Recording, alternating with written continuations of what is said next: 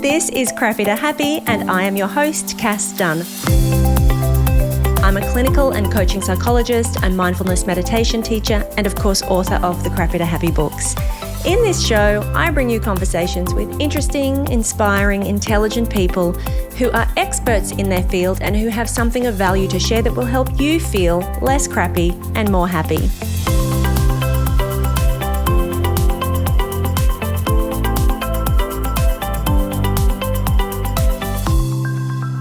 Hello, welcome back to Crappy to Happy. Before I jump in, I am doing some market research, so listen up if you think that this could be you, because I might want to talk to you and get your insights. I'm currently doing some research into how imposter syndrome, which obviously is my favorite topic, how imposter syndrome shows up for entrepreneurs, but even if you don't relate to that word, which some people don't, if you're a service provider or a solo practitioner, if you are self-employed, basically, you're in your own business and your business is you. It's reliant on your skills. So you could be a coach, or you could be a therapist, or health coach or nutritionist or something like that. You could be a graphic designer. You could be just somebody who uses your own skills and expertise to run your business, physiotherapist, OT, etc. If you are that and you really struggle with self-doubt and imposter syndrome, and you know that this affects how successful you are in your business, now how that often shows up, how that looks, I want to hear from you. But in my experience, how that often shows up is procrastination and perfectionism, and that whole loop, feeling overwhelmed all the time because you're doing too many things, because you feel like that's what you need to do to be successful, struggling to make decisions because you don't trust yourself, you don't trust your own instincts, so you are reacting all the time to opportunities that come in instead of directing from you and using your agency and your own priorities and preferences to determine how you run your business, struggling to raise your fees, discounting, over-delivering, so doing way more than what you charged for, offering extras, having very fluid boundaries, inability to set boundaries in terms of the scope of your work. And so you're constantly taking on extra things. And therefore you feel stressed and resentful and burnt out. You're in your head all the time thinking about what you should be doing differently, or criticizing yourself for what you haven't done particularly well. You might feel a sense of shame around your business, around what you're earning and how much you're working, because it looks successful on the outside, but if people really knew the hours that you're working or what you were actually earning after all the expenses, etc., then maybe it doesn't look so great. So I think that this is the group of people who really, really needs some help to grow that inner confidence, which is what I specialize in. But like I said, I'm not here to sell you anything. I'm just looking to talk to people who resonate with that, to find out what your experience is, so that I can use it to help me create content or develop my own program so that it more effectively meets your needs, if that is you. Like what you experience, how it affects you, and what would be your ideal solution. If you can help me out with that, if you've got a lot to say on that topic, then I'm going to put a link in the show notes to a page where you can book a call with me, and we're going to get on a Zoom call and we're going to have a chit chat, and you can tell me all about it. And I'm going to take a lot of notes, and I'm going to use that because I don't want to just go on my own assumption. I want to hear directly from people who experience this. So that's that. So sorry to bang on about that for 5 minutes, but if you know somebody who might relate to that, then send them the link, get them to hop on a call with me. So we're coming to the end of October, would you believe? And in the Beyond Happy subscription podcast last week, I was talking about the idea that it is the last quarter. And I'm not a person who typically thinks in quarters, but coming to this time of year, we tend to start thinking about reviewing the year that's been, what we've done well, what progress we've made, what we haven't done well, etc., and considering what we might like to look differently next year. Now, that's a whole episode in the subscription podcast. I'm not going to repeat myself here. But what I want to talk about is that in my reviewing of the year that is gone, the big change that happened for me in January was in December, I was diagnosed with ADHD and combined, so inattentive and hyperactive.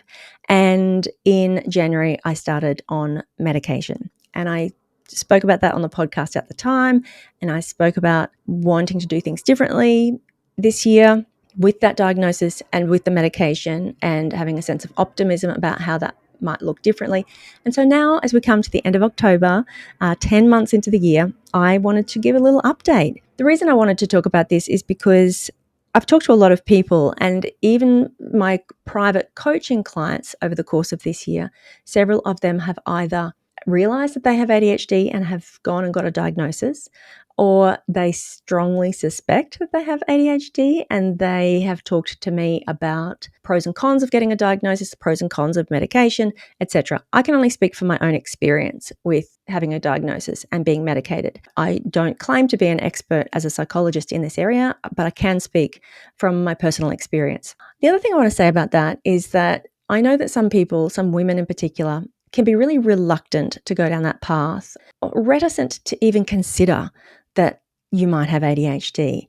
There's a lot of dismissal and denial, and I can't possibly, because I do XYZ and because I managed to do these many degrees and hold these jobs. And, I wrote 4 books if you count my Audible original. I wrote 4 books. I've got 4 qualifications from uni, including 2 master's degrees. I've achieved a lot of things too, but not without a lot of really overwhelming stress, a lot of leaving things to the last minute, a lot of very haphazard ad hoc approach to any of those projects, and just a lot of unnecessary stress, which in hindsight I didn't probably need to endure. So if you are a person who feels like everybody's just getting on the bandwagon, you feel a little embarrassed that people might think that about you if you were to get a diagnosis. If any of those thoughts are in your head, if you're feeling reluctant, can I just gently suggest that you are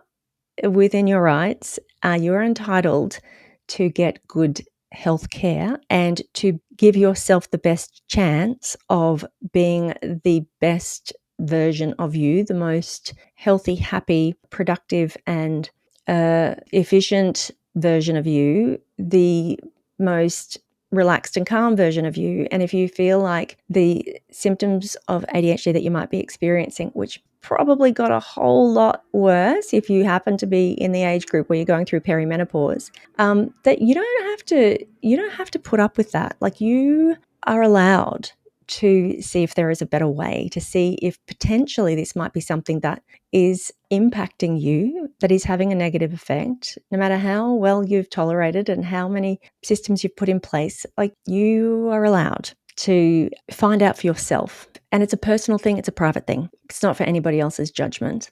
And life can be a whole lot easier, potentially, if you have that knowledge.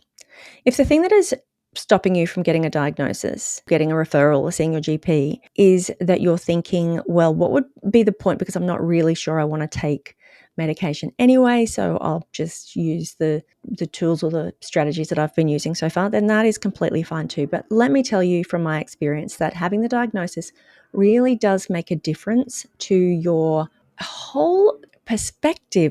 You will see things, you will look back on your whole life and see things through a different lens, through the lens of, I see why I did all of those things. I see why that was so hard for me. I see why I behaved in those ways. Oh, I thought that I was really doing well, but actually I really wasn't.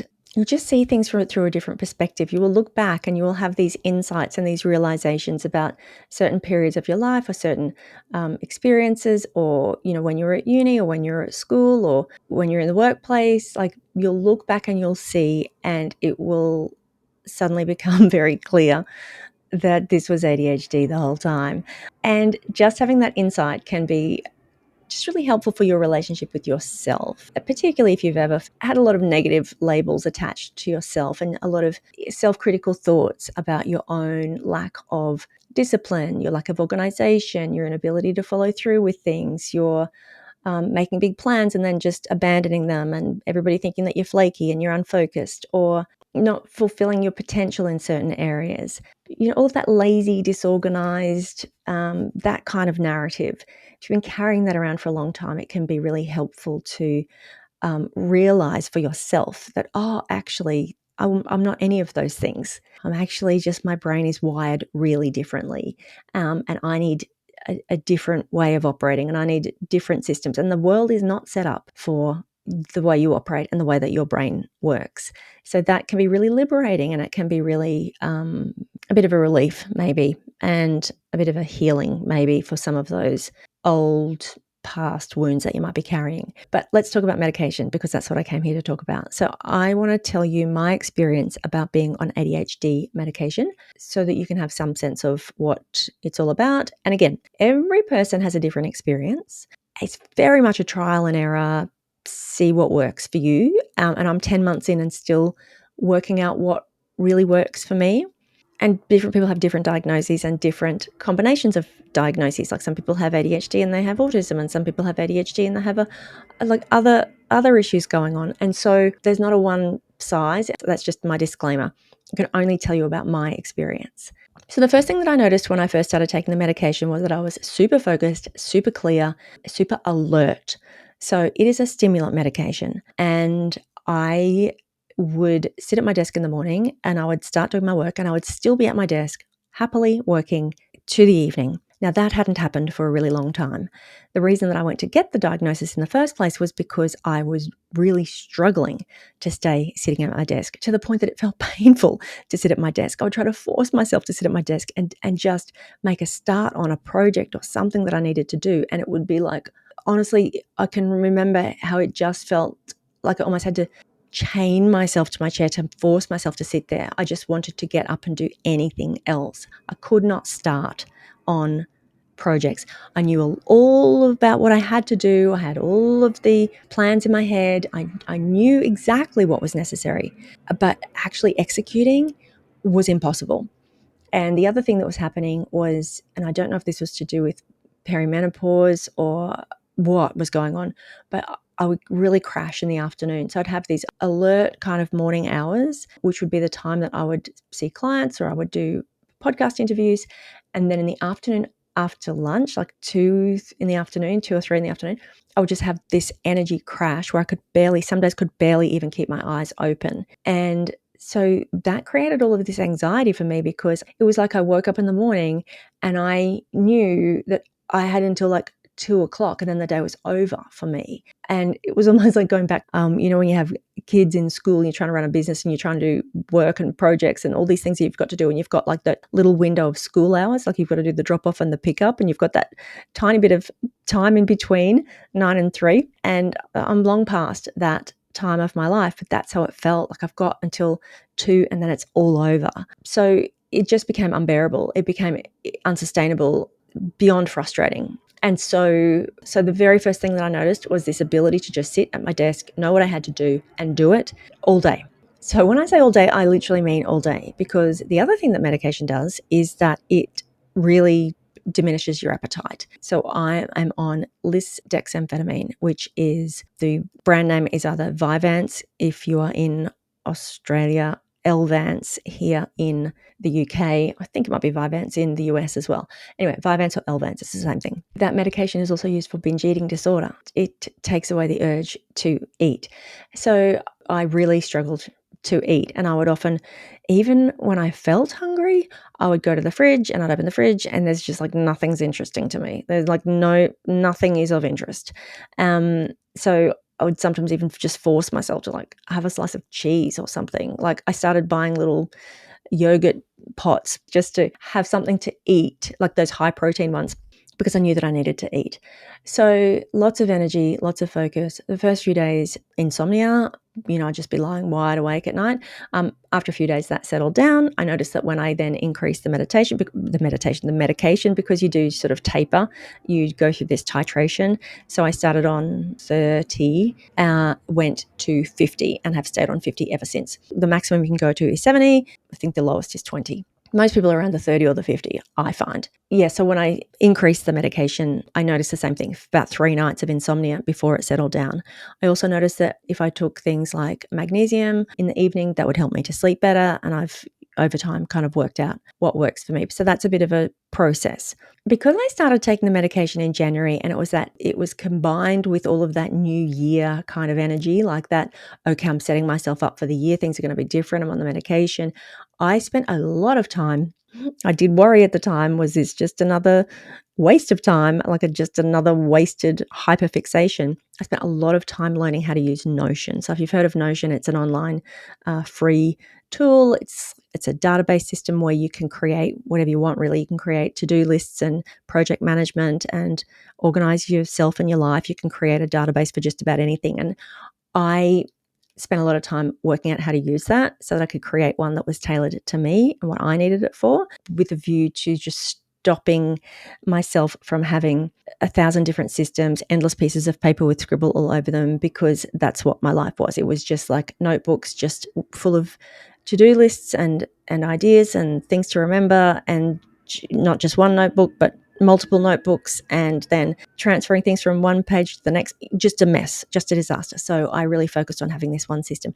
I can report that 10 months later, I still do use Notion. I don't use it as much as I had initially planned, but mostly because after that initial burst, I haven't really spent the time to go in and set up the databases to be effective. But in terms of just tracking what I need to do each day and each week, and keeping track of projects and even personal things that I need to just not forget, just having this one tool where I can put all of that information and access it on my phone, access it anywhere, it's been really helpful for me. So I spent a lot of time setting that up. The lack of appetite means that I lost weight really quickly. Now, I wasn't mad about it because, again, perimenopause, menopause is a time when a lot of us put on weight, and it's almost impossible to shift, and it doesn't matter what you do. So they did say to me, you got to report your weight. If you're losing too much weight, then we need to be careful about that. But I wasn't overly worried about that in the beginning. So if you don't need to lose weight, or if you tend towards being underweight, then that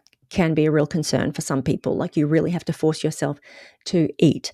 I know a lot of people, just from being online and seeing what other people post, that a lot of people kind of go through the whole day not eating, but then wildly hungry at 7 or 8 o'clock at night, which is me, actually. Thankfully, my husband does dinner, so he has dinner ready for me at about 7 o'clock, and at that stage, I'm ravenous. But I sometimes haven't eaten at all until then, which I know is not great. I'm not here to be inspirational. It's not great. Sometimes I can force myself to have a smoothie, like a protein shake. I started having protein shakes for breakfast, which was great. I just kind of have fallen out of that habit as well. So it's a bit hit and miss with the food. So that's something to be aware of. What the medication does, it makes you alert. It gives you focus. That, for me, otherwise was very lacking. What it doesn't do is give you executive functioning. And what I mean by that is you can get very focused, stay on task, and really be in the zone on this medication. It can keep you from being scattered and procrastinating and, trying to do 1,000 things at once, or not doing anything at all. For me, it helps me get in and do stuff. It doesn't necessarily mean that what I'm doing is the most important thing, or the thing that I should be doing. And again, being self-employed, and when I have control over my own time outside of client appointments or whatever, then that can still be a problem. For example, today I had a whole lot of things on my to-do list, and I'll probably get to them still. But one of the things that I have been frustrated with recently is hosting my private podcast, my Beyond Happy podcast. It's available on Apple, and it's available on Spotify via Substack, which means that I have to have a Substack account. And anyway, it drives me mad, and I want a different solution. So today I spent way too much time researching other platforms that potentially I could use to host my private podcast. Now, my private podcast is the most teeny tiny part of my business. It's not like the major. It's not my core business. It's not the major thing that I do, and I enjoy doing it. And also, the system is working. It might be annoying, but it works. So this was not something that I needed to spend hours on, and yet today I did spend hours researching what platform I could use, and where I could move it, and what would integrate with my website, and what would just a waste of time. So this is what I mean. Focus is one thing, but needing to still have the discipline to be able to prioritize is a work in progress. I have got much better at it, but that's just the reality. It's not necessarily going to make you focus on the right thing. In terms of my mood, that is another thing that I noticed was a big positive difference. Not that I am a person who has really suffered from mood disorders or really suffered from anxiety or anything like that, but I have, like I said before, like I was getting so frustrated and so deflated by my inability to follow through with things and the inability to get things done, and just feeling really despondent almost, and just feeling bad about myself because I wasn't making progress on things that I know I can do. I've got the skills, I've got the ability, I know what I should be doing, I know how to do it. It's just this lack of execution. It's like walking through cement, just not able to execute. Just the frustration of that. And what that does to you is a sense of your own self-esteem, like your sense of self-worth. It's not good. But the medication puts me in a good mood. It acts on dopamine receptors in your brain. So I notice that with the medication, like I feel not just focused, but I feel not excited. Like it's more like I'm ready to go. I happen to love what I do. Like I love my job. I love the work that I do. So there's a lot to feel good about. And I'm full of ideas, and I've always got something that I want to do.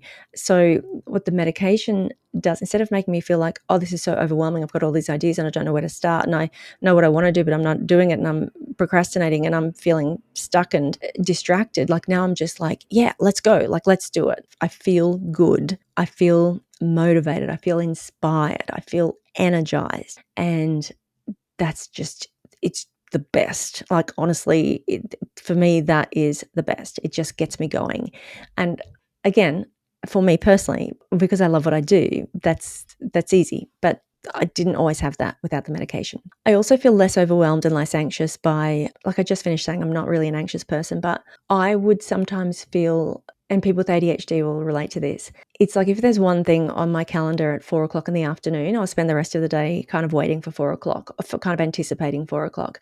It's really hard to book in multiple things in a day because you're kind of feeling like you kind of tense, and everything's just about like that thing that you've got in the afternoon, which, again, really unproductive. Like it's really hard to, you got a lot of hours that you could be using, but when you're just feeling like you're sitting waiting for that 4 o'clock thing, not great. I noticed when I was in Australia not recently, back in April, that I had a flight in the evening and I still hadn't packed. And I observed that I felt really calm. Like I didn't feel overwhelmed. I didn't feel like I was fixated on the shuttle bus coming, and I fixated on all the things that I needed to do and worrying that I wouldn't get them done. And at the same time, like not doing them. That's the nature of ADHD, being worried about all the things that you've got to get done, and at the same time, not doing them. So I felt really calm. I went to the shops at like 3 o'clock when the bus was picking us up at 6. So that would never have happened in the past. I just felt so much more relaxed despite having a lot of things to do. And I think that is definitely because of the medication as well. I didn't take the medication that whole time I was on holidays, and I'll get to that in a second, like the not taking it. But towards the end there, that last couple of days when we started to get organized to come home, I took it. So I really noticed that straight away. That was the day that I was packing. I was like, wow, I feel really calm and just at ease, which is a big difference. I think the other thing that is important to note is that I have talked on this podcast in the past about giving up drinking, right? So in the past, I didn't drink for close enough to 2 years, moved to the UK, living the London pub life, going to the pub, wasn't going to restrict myself. So I was drinking again, and then it got to the point where I thought, you know what, it's just too much. It's just all the time at the pub, all the time with the wine, all the time. So I wanted to stop again. So when I got really serious about wanting to get a diagnosis of ADHD, I had heard that alcohol and ADHD are like a really bad combination. I mean, people with ADHD tend to be prone to addictive behaviors because it's the dopamine. We're looking for the dopamine rush, right? And also just to shut up your busy mind. Sometimes there's a whole lot of reasons. But somebody made the point that if you have ADHD, if you think you have ADHD, then probably the worst thing you can do is be drinking. Not a great combo. And so once I got really serious about wanting to get the diagnosis, I thought, well, if I'm going to do that, if I'm serious about it and I want to change my life, then I can't be drinking. It feels self-defeating. It feels like, doing one thing to try to remedy this problem while at the same time doing something that's only making it a whole lot worse. So that's why I stopped drinking in December last year, at the beginning of December, and I have not drunk alcohol since. So I haven't drunk alcohol for 10 months, almost 11 months. And the other thing was that when I did get the medication prescribed, I was told that, particularly in that first 3 months when I was working out the dosage and going through that titration process, that I should avoid other stimulants, that I should avoid drinking coffee and energy drinks, and that I should avoid doing strenuous exercise and raising my heart rate, because what the medication does is it raises your heart rate and it raises your blood pressure. So kind of avoiding the things that are likely to raise your heart rate and your blood pressure even more. And not forever, but especially during that kind of titration process when you're settling in and working out what the right dose is for you. She recommended giving up other stimulants. So I gave up coffee. So I have, for the past 10 and a half months, not drunk alcohol, and for the most part, not drunk coffee. I will have coffee on the days that I don't have the medication, but I typically will not have the medication and coffee. And I know that is not the case for a lot of people. I know that a lot of people will joke about, they're right in their zone after a Vyvanse and 2 lattes or something. And that works for some people and that's fine, but it's not me. So therefore, it's possible that maybe I don't have those energy crashes in the afternoon, partly from the medication, but also partly because I don't have coffee anymore. So maybe the caffeine and the alcohol were also affecting, my sleep, my energy levels, having crashes, etc. So I just feel like that's a really important disclaimer. This is not just about medication. I also gave up caffeine and alcohol. So that's obviously going to have an effect, a positive effect as well. But that was the whole point. It's like, if I'm going to give myself a chance to be better, then I want to give myself the best chance. Okay, so on the days that I don't take the medication, so very early on, I decided to take the weekends off. I thought I just need this for the weekdays when I'm busy and focused on work, and I'm not going to take it on the weekends. When I didn't take it the first Sunday, I noticed that I felt really flat. I just felt really like, my husband plays golf on Sundays. My daughter, she was off away or she's at work or something. I was home by myself and I was like, just feel a bit bored and lonely and miserable. And I wouldn't normally feel like that. I would normally be really happy to have the space to myself and have my own projects I'm working on, do my own things. So I thought, that's interesting. And that happened a couple of weeks in a row where I felt kind of just down and flat. And I wondered, is this because of not taking the medication? And nobody had mentioned that to me. Like, nobody had warned me about that. So I wasn't aware. So I decided to just keep taking it all the time, not miss days. And so I did that for a few months. I took the medication without a break for a few months. And the way that affected me was, the medication makes me really productive and really focused. Remember, it's also impacting my appetite, so I'm not eating so much. But to a degree, it sort of still affects your sleep, so not so much.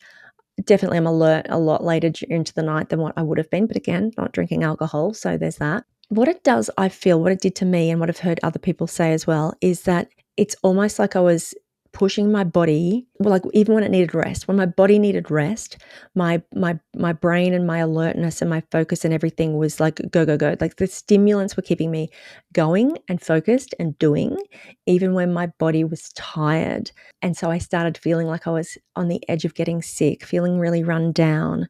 And then so what I did was I took a weekend off the medication and I just slept and slept. And now some people say that is like a crash or a come down, and people talk about that, like the exhaustion when you don't take the medication. And I think that's all it is. I feel like the medication kind of pushes you and revs you up to get done what you need to get done. And it gives you the focus. And then so when you don't take it, it's like this compensatory effect. And I still notice that. I still notice that if I take a weekend off the medication, that I will sleep a lot longer and deeper. I get really irritable if I take more than a couple of days. That is a side effect, again, I was not expecting. I mentioned that when I would have those odd days, the Sundays that I didn't take it, I felt a little bit flat and a little bit sad. I also noticed that I was really irritable with my husband sometimes. Like, he would come home and I would just be like mad at him about stuff that he didn't know what I was mad about. And I felt very justified, because we always do when we're really mad. We always feel like we are perfectly justified. But he was like, what the fuck? And over time, what I've noticed is that it's when I don't take the medication. Like I go through a period of being really irritable, moody, snappy, short-tempered. And again, it doesn't last. Like if I stay off it, I go back to normal.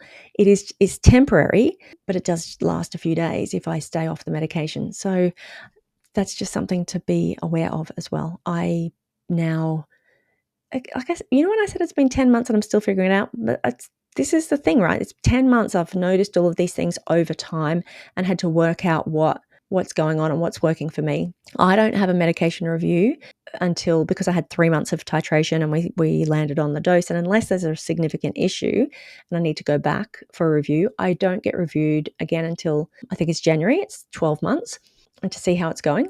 So over this whole period of time, it's just been up to me to kind of figure it out. I haven't been having regular ongoing appointments. My GP now prescribes the medication, but the GP wasn't the one who initially, because a shared care kind of arrangement. So my GP prescribes it, but my GP didn't initially prescribe it. So I can't talk to my GP or anything like that.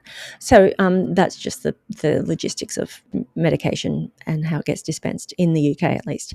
I guess the only other thing is that when I talk about that hyper focus, like that locking in and focusing on work, when I've got a project that I'm working on, I will be singularly focused. And anybody with ADHD knows that they have that ability to be singularly focused. I mean, that's the way we get anything done. We have the ability to focus, which is why most of us think we couldn't possibly have ADHD, because there's been all these times in our life when we've had the ability to focus. There's just certain conditions normally that give us that ability to focus, or allow us to have that capacity to focus. Novelty, interest, deadlines, things like that. But the medication gives us the ability to get into that zone. And when I say I'm locked in, if my husband isn't here to say dinner's ready or what time do you want dinner or something, and there's been times that he's away and I'm working and I sit down at my desk at 8 a.m. and obviously I make cups of tea during the day and I walk my dogs in the afternoon, but it can get to 8 o'clock at night and my dogs are harassing me and I'm like, oh yeah, just a minute. And then I walk out of my office and realize that the whole house is pitch black because I'm the only one at home. I would probably, if it wasn't for the dogs harassing me, I would probably just keep on working. So that needs to be managed. That's not a great thing. For me, being able to just switch off, set a boundary, eat, get to bed, sleep properly, like really doing all of those things, making sure that I go exercise. This is the other thing. So I'll sit at my desk all day and I'll feel like I want to go to the gym, or I want to go to a Pilates class, or I want to go to a yoga class, but I cannot bring myself to get up from my desk and go and do that thing because I'm so focused and I feel like I just want to keep on working. I just keep on doing. I just want to keep on because I'm locked in. So the self-care thing, the balance is a real issue, continues to be a real issue for me.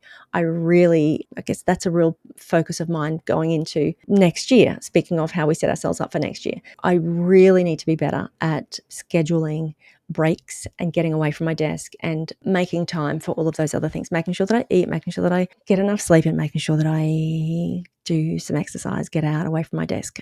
So that's it from me. I'm going to wrap this up. Like I said, it's just my experience, but so many people ask, and I just wanted to have this kind of in one place that you can just jump in and you can listen, or you can send this to a friend if somebody is curious. Again, it's just my experience. Everybody's going to be different. Some people, the medication wears off really quickly and they take a little top-up dose in the afternoon. Some people are on the maximum dose and they feel nothing. Some people are on the lowest dose and they're wide. Like everybody's body's different and everybody's got to find that balance that works for them. And then some people just decide, you know what, I just don't like how this makes me feel. And so they choose to stop taking it and they choose to do other things, find other ways to manage their attention and to motivate them to get things done. Maybe I'll get to that point eventually. For now, I really value the positive effect that I have experienced from taking medication. So for now, I plan to keep taking it, but I do plan to keep taking breaks from it. At least one day a week, I will take a break from it. You don't have to take it every day. That is not the case at all. Some people think that once you're taking it, you can't stop. You can stop anytime. It's not addictive. So I will take a break at least one day every week, sometimes 2 days. Certainly if I'm on holidays, I just don't take it.